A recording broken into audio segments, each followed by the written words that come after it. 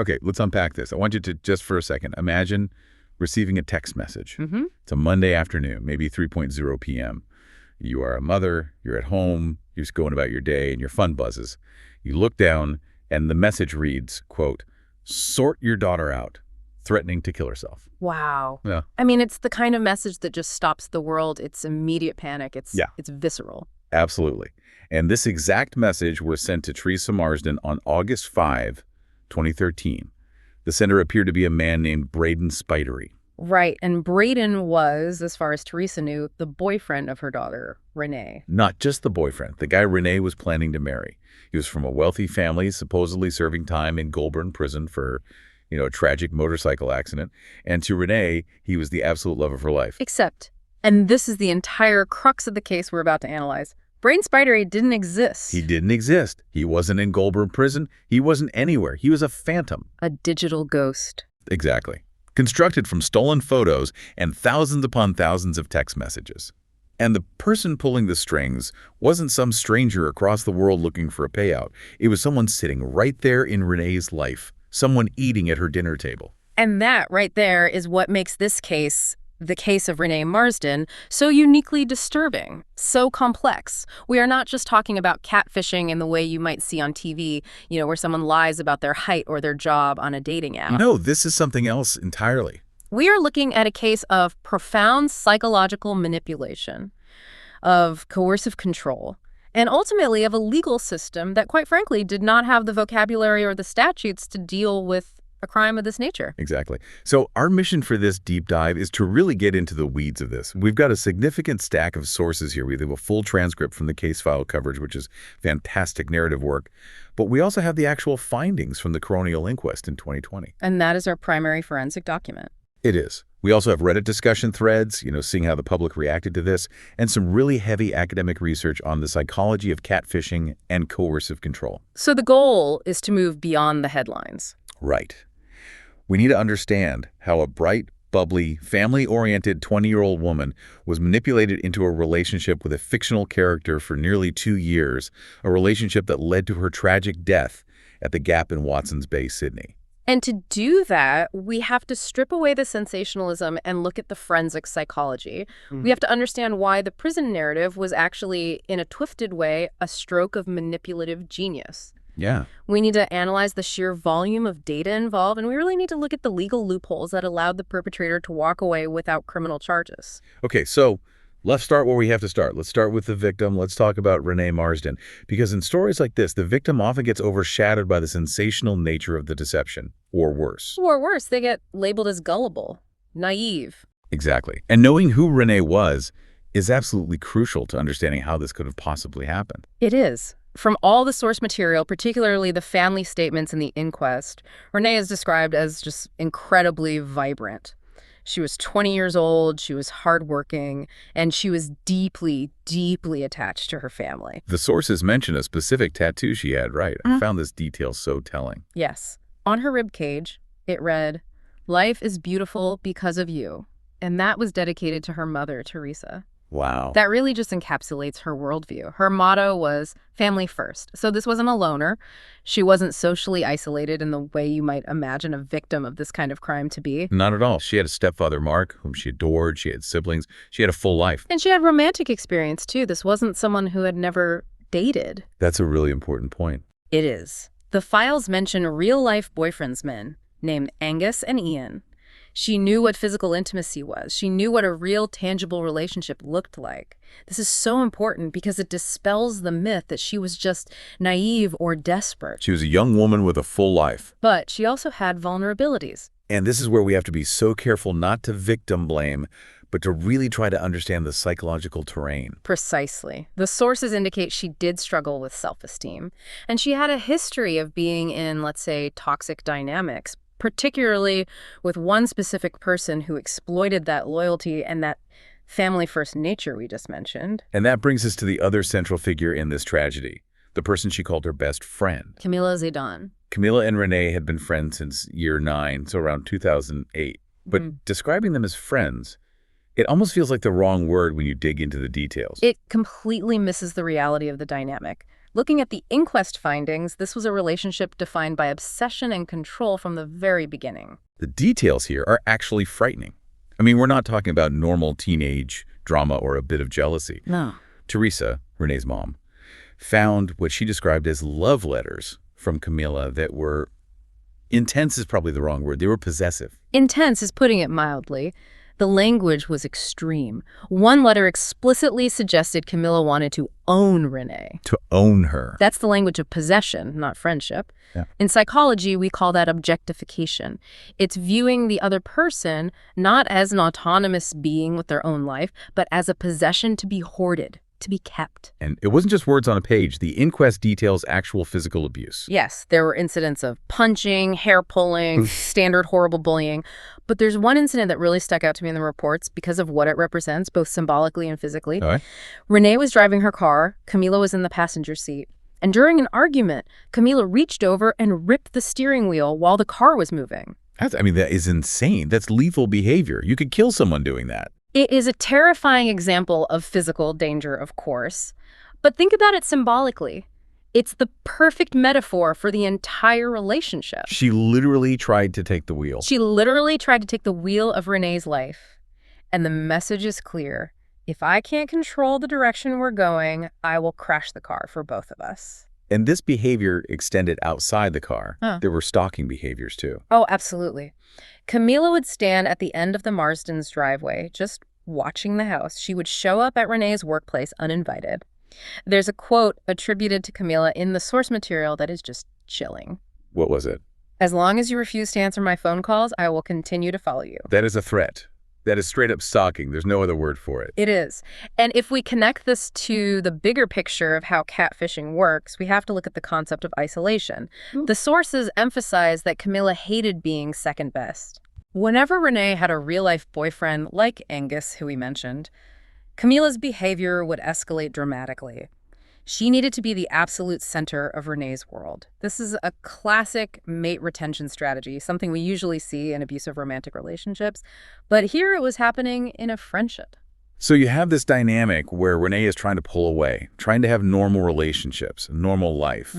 And Camila is constantly pulling her back in, using guilt, using fear, using obsession. It's a constant push and pull. And then, in late 2011, a new player enters the game. Or rather, is invented. This is the pivot point. Camila comes to Renee and says something like, "I want you to meet my ex-boyfriend. His name is Brayden." Which is such a weird move on its own, right? Introducing your best friend to your ex-boyfriend. It can be, but think about the psychological groundwork it lays. It establishes immediate trust and verification. Oh, it's a good point. If Camila dated him, he must be real. If Camila is introducing him, he must be vetted. It completely bypasses the skepticism you might have if you just met a stranger online. It provides a built-in reference check from the person she trusts most in the world. Exactly. And the backstory she created for Brayden was incredibly detailed. He wasn't just some guy. No. He was from a wealthy family. His dad had a big construction business. He was muscular, and photos were provided to prove this. But there was a catch. There is always a catch in these narratives, a reason they can't meet. He was in Goulburn prison. For manslaughter. For manslaughter, yeah. The story was that he had been in a motorcycle accident where his best friend died, and he was serving time for it. Now, purely from a manipulation standpoint, this prison alibi is what we call a barrier narrative. A barrier narrative. Explain that. It's a narrative device that perfectly explains away the inability to meet physically, while at the same time garnering sympathy and creating drama. Why can't he come to dinner? He's in prison. Why can't you go visit him? Right, there was an answer for that, too. The story there was that he had traded his visitation rights for a reduced sentence. Which, is that even a real thing? Can you do that? No. That is absolutely not how the Australian correctional system works. You cannot trade human contact for time served. But Renee was a 20-year-old woman in love, not a criminal lawyer. She wouldn't know that. And the manslaughter charge itself, it's so clever. It is, because it paints him as a tragic figure. Not a monster, but someone who made a terrible mistake and was suffering for it. That triggers Renee's natural empathy, her desire to support and heal him. And then there was the phone issue. How were they texting constantly if he was in a maximum security prison? The story was that he had an illegal phone that was smuggled in by a crooked lawyer. Which is another very convenient plot device. It's the perfect cover.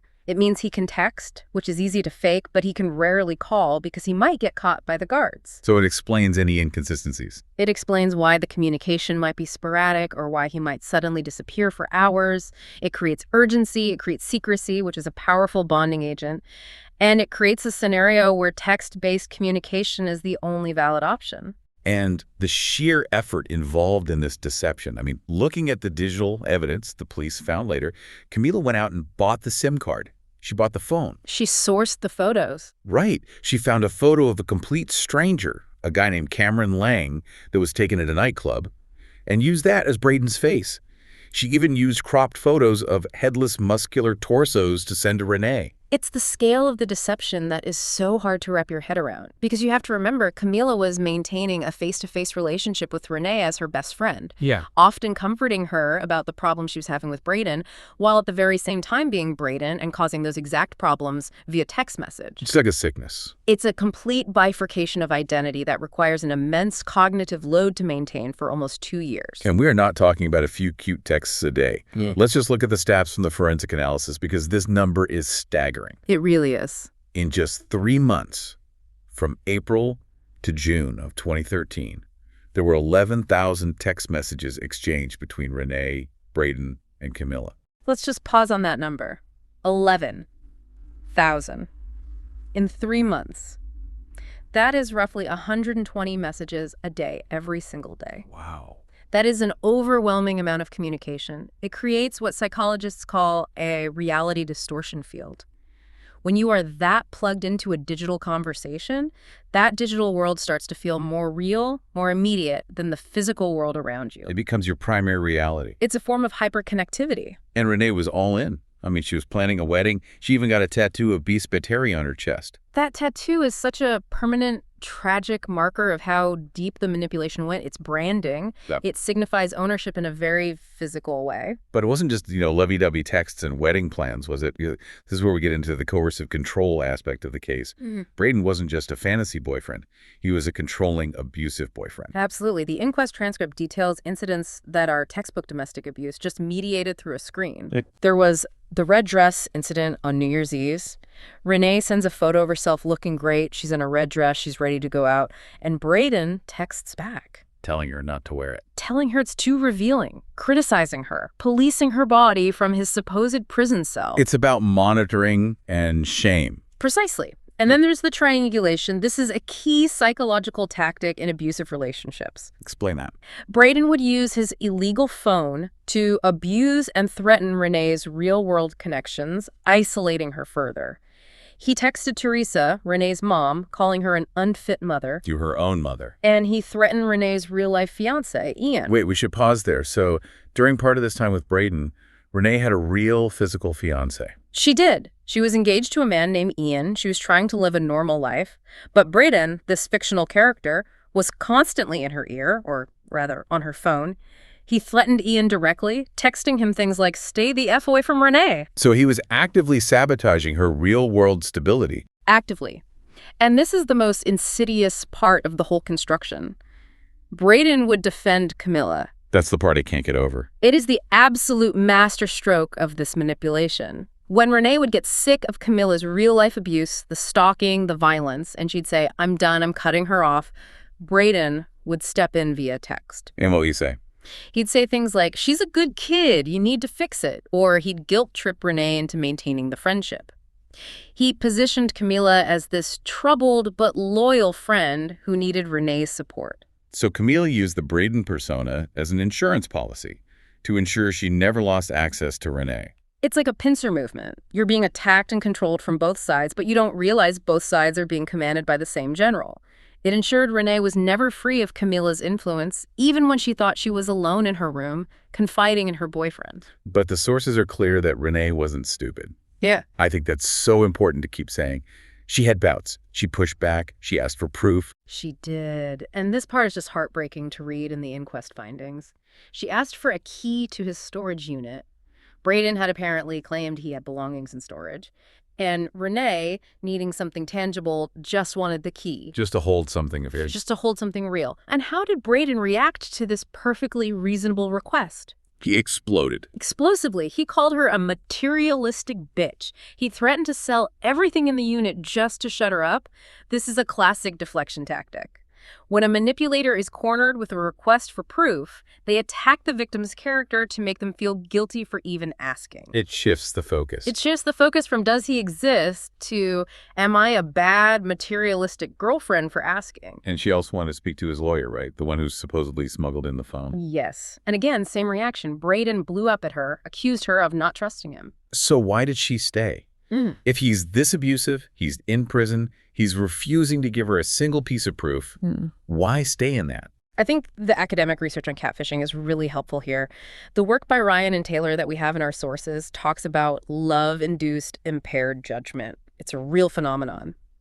But in Renee's case, it's also about the vulnerability created by the pre-existing abuse from Camila. It's the whole environment. Her entire reality was being warped by the two people she trusted most, Camila and Brayden.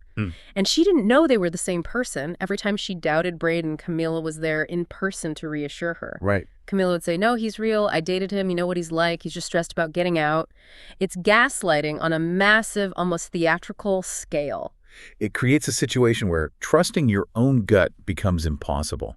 You start to think you're the crazy one. Exactly. Which leads us, tragically, to the day everything fell apart, August 5, 2013. The timeline of this day is absolutely crucial to understanding the tragedy and the perpetrator's mindset. So set the scene for us. Where was Renee mentally on that morning? What was she thinking? She was hopeful. She was excited. The narrative that Camila had spun was that Brayden was being released from prison very, very soon. Any day now. And she believed it. She believed it so fully that she had actually contacted the Greek consulate. Why the Greek consulate? To ask about travel visas for a honeymoon with a convict? She was planning their future. That one detail is so critical. You don't call the Greek consulate if you're playing along or if you think it's a joke. That is the action of someone planning a concrete, real future. It proves beyond any doubt that she believed he was real. But on this day, August 5th, the narrative hit a wall. Brayden couldn't be released from prison because he wasn't in prison. He wasn't real. So the persona had to destroy the relationship to end the story. So it's midday. Renee is at work, texting Brayden. And suddenly the tone changes. After 2 years of this intense romance, Brayden becomes blunt and distant, cold. Which must have been so terrifying for her right before his supposed release date. It makes no sense. None at all. At 1 p.m., she's having lunch with a colleague, and she just starts crying. The colleague asks what's wrong, and Renee shows her a text from Brayden. And it says, I think I need a break, and so do you. After 2 years of waiting for him to get out of prison, he breaks up with her via text just before he's meant to be released. It completely destroyed her. She goes home that afternoon totally distraught, and she's texting Brayden continuously, begging for an explanation, asking what's wrong, and he ghosts her. Total silence. Silence for hours, which is a form of psychological torture in itself. And then comes the text message we started this whole deep dive with. Yes. At 3 p.m., while Renee is upstairs in her room spiraling into despair, Camila, who's not there, she's physically somewhere else, uses the Brayden phone to text Renee's mother, Teresa. Sort your daughter out, threatening to kill herself. I find this part so incredibly cruel. It's almost unimaginable. It's pure sadism. Camila is safe. She's watching this drama unfold that she is single-handedly orchestrating. She knows Renee is suicidal because she is the one driving her to it as Brayden. Right. And instead of rushing over as a best friend or calling an ambulance, she taunts the mother as the boyfriend. It is using the persona to torment the family and to completely isolate Renee in her final moments. She didn't call the police. She didn't drive over. She sent a text from a fake person to the mother. So after this, Renee gets in her car and drives to the Gap. For anyone who doesn't know, the Gap is a famous cliff face in Watson's Bay, Sydney. It's a notorious suicide spot. She arrives there. We know from the phone logs and later CCTV that she's there for a little while. She texts Brayden. She texts her mother. She texts Camila. And there's a detail from the inquest here that really haunts me. Camila, as Brayden, sent a text after Renee had likely already jumped. The forensic timeline suggests that Renee's final act was to throw her phone into the sea, symbolically severing that digital connection, and then take her own life. Camila sent a message moments later, but by then... the silence was permanent. Yeah. When the police got involved, obviously their first question was, okay, where is this boyfriend, Brayden? Right. It was a missing person report initially. The police look for Brayden Spiteri. They check corrections records. Nothing. No inmate by that name exists or ever existed. So they check other records. They checked the school he supposedly went to. Nothing. They checked the construction business his father supposedly owned. It doesn't exist. So the police realize pretty quickly this guy is a ghost. He doesn't exist. Which turns the spotlight immediately onto the one person who could verify his existence, the person who introduced them. Camila. Camila. And her story, when the police questioned her, it kept changing, didn't it? It evolved as the evidence tightened around her. First, she claimed she didn't know Brayden that well. She said they met just once at a club called The Brewery. Which is a lie. A complete lie. Then, when police asked for his phone number, she said she didn't have it because her phone was broken. The classic "my phone is broken" excuse. The oldest trick in the book.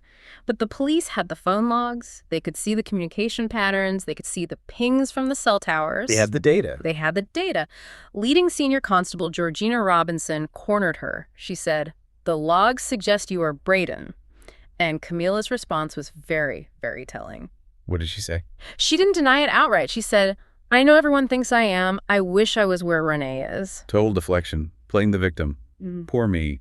And most critically, destruction of evidence. Camila deleted messages on her phone from the day of the suicide. She wiped the history. Why would you do that? Exactly. If you're innocent, if this is just a terrible tragedy involving a mutual friend, why would you destroy the record of those final, crucial moments? Eventually, though, the evidence was too overwhelming. She couldn't deny writing the texts, but she came up with a new defense. The mutual ruse. Right. The mutual ruse defense. This was her main defense at the Coroner inquest years later. She finally admitted, okay, yes, I wrote the text, I was Brayden, but Renee knew the whole time. She claimed Renee was in on it. Yes. Camila argued that she and Renee were in a secret lesbian relationship. She claimed they invented Brayden together as a beard, a cover to hide their love from their strict families. She said they used to sit together and write the texts to fool everyone else. That puts a completely different spin on everything. If that were true, then it wasn't catfishing. It was a joint conspiracy. That was the argument she put forward. But the forensic evidence, the digital and physical trail, just does not support it. In fact, it contradicts it at every single turn. How so? What was the evidence against the mutual ruse theory? Well, think about the behavior we just discussed. The inquest found private letters that Renee wrote to Brayden, expressing her deep frustration at never being able to meet him. Why would you write a private letter pouring your heart out to a fictional character you helped create? That makes no sense. You wouldn't. And the sexual photos. Exactly. Renee sent explicit sexual photos to the Brayden phone and got genuinely angry when he wouldn't reciprocate. If she knew it was Camila holding the phone, why would she expect a photo of a man back? And why get angry about it? The dynamic just doesn't compute. And the visa application? The Greek consulate. You do not contact a foreign consulate to ask about honeymoon visas for a fake person you invented as a joke. No. You don't fight with a fake boyfriend about seeing his lawyer. You don't threaten to leave your real physical fiancé for a prank. The deputy state coroner, Elaine Truscott, was very, very clear on this point. Let's talk about that coronial inquest in 2020. Because Coroner Truscott did not mince words at all. She absolutely did not. She called Camila's evidence and her entire mutual ruse story a pack of lies. A pack of lies. That's a strong statement from a coroner. It is. Her finding was unequivocal. Renee did not know Brayden was Camila. The deception was entirely unilateral. So what was the motive? We always come back to motive. Usually when we hear about catfishing, it's for money. Someone wants you to wire them cash for a plane ticket or a medical emergency. But Camila never asked for money, did she? Not a cent. No. And that's what makes this type of emotional catfishing so dangerous and so hard for the law to deal with. The motive wasn't financial gain. The motive was purely possession and control. Right. The coroner found that Camila created Brayden to, quote, keep Renee for herself to the exclusion of all others. It creates this perfect closed loop. If Renee is dating Brayden, she's technically unavailable to other real men, which is what Camila wanted. But because Brayden is fake, he can't actually take Renee away from Camila physically. It keeps Renee in a state of suspended emotional animation where Camila is the only real, tangible person in her life. It's a mechanism of coercive control. The Reddit discussion threads on this case often bring up the concept of narcissistic supply. And I think that's a very apt way to look at it. The catfisher feeds off the emotional reaction of the victim. Every time Renee cried over Brayden, every time she professed her love, every time she got angry, it was fuel for Camila. It was proof that she had absolute power over Renee's emotional state. So, okay, we have a clear finding from the coroner, we have a clear villain, we have a tragic death that was directly caused by years of manipulation. Camila must be in jail, right? And here's where the story takes its most frustrating turn. No. No. Camila Zidan was not charged with any crime related to Renee's death. This is the legal black hole we mentioned at the start. How is that even possible? It feels like common sense that she's responsible. It comes down to the specificity of the law. In New South Wales at the time, and honestly in many jurisdictions globally, catfishing itself is not a specific crime. But fraud is a crime. Stalking is a crime. Manslaughter is a crime. Let's break those down. Fraud, in a legal sense, usually requires financial advantage. Since Camila didn't take any money, it wasn't financial fraud. Okay. What about stalking? Stalking requires a pattern of menace or harassment.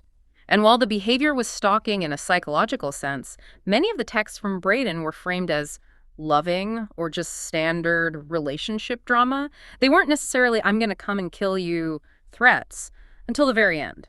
And even then, the sort your daughter out text was sent to the mother, not to Renee. Exactly. So it didn't fit the narrow legal definition. So because the weapon was a fake boyfriend and not a knife or a stolen credit card, the law just throws its hands up. Essentially.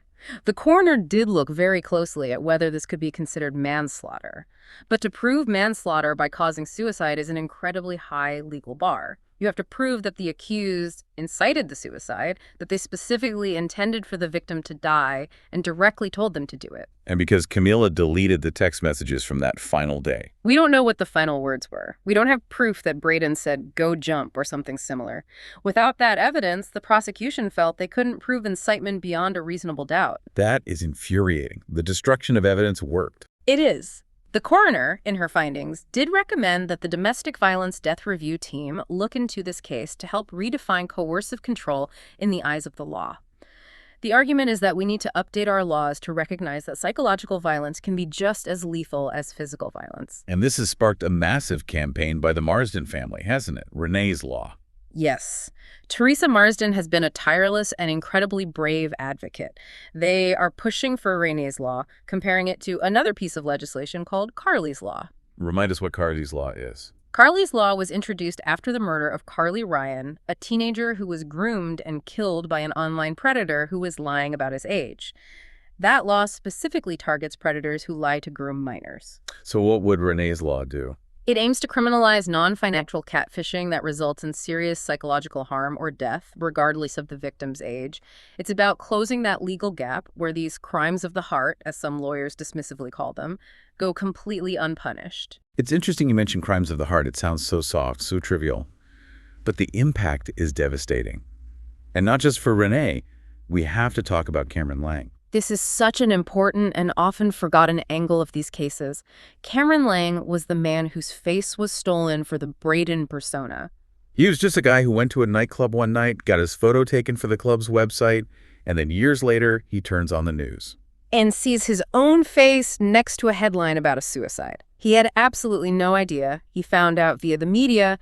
He's spoken about the sheer terror he felt. He was terrified he would be blamed, that people would see his face and think he was the one texting Renee. It's a profound violation of him, too. His image, his identity was used as a lure in a fatal deception. It is. He's been very supportive of the Marstons. Interestingly, he met with Teresa. It was apparently incredibly difficult for her to look at the face of the man her daughter loved, knowing he wasn't the man her daughter knew at all. But they formed a bond over their shared victimization by Camila. And the Marsden family. I just can't even imagine. To have trusted Camila so implicitly. The sources say she sat in their kitchen after Renee disappeared. She sat in their kitchen, she drank their tea, and she comforted them while Renee was missing, knowing full well that she was dead and that she was the cause. She watched them grieve for a man who didn't exist, who she invented. That level of betrayal creates a trauma that is almost impossible to heal from. It's a wound on top of a wound. So, after all of this, what does this case mean for us? For you listening, what's the takeaway? I think if we zoom out, this case is a grim, powerful warning about the massive disconnect between our digital lives and our legal protections. We live online, we fall in love online, we work online, we build entire worlds online. But the law is still, in many ways, operating on an old analog model where harm usually means you were physically hit or you were financially robbed. It's like the law hasn't caught up to the fact that you can completely destroy a person without ever touching them, without ever taking a dollar from them. Exactly. And until we as a society recognize that coercive control is a criminal act, regardless of the medium used to deliver it, whether it's a fist or a text message, we are going to see more cases like this. Cases where the perpetrator walks away with a clean record and the family is left with a grave. It really makes you question how well you know the people behind the screens you interact with every day. And maybe more importantly, how well you know the people right there in your life. Remember, the ultimate danger to Renae Marsden didn't come from a stranger in a dark alley or a scammer in another country. It came from the girl who sat next to her in class. The girl who held her hand when she cried. That is a terrifying thought to leave on. But before we go, I want to leave you with this question to think about. In an era where we all curate our lives online, where we all wear masks to some degree, where is the line? At what point does a fake profile stop being a prank or a fantasy and become a weapon? And if a lie can end a life, why does our legal system still struggle to treat it as anything more than a harmless game?